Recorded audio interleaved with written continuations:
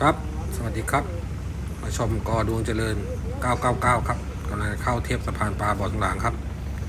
ลำนี้ไต่ออสครับกำลังจะเทียบสะพานปลาแล้วครับเรือวนเขียวครับวนล้อมปลาจิ้งจั่งครับดูครับลำนี้ไซส์ TX เลยครับลำใหญ่ครับของแพกอดวงครับกำลังจะเทียบสะพานปลาแล้วครับก็ได้ปลาจิ้งจั่งมาประมาณทัก300 โลครับครับสวยๆกันเลยนะครับ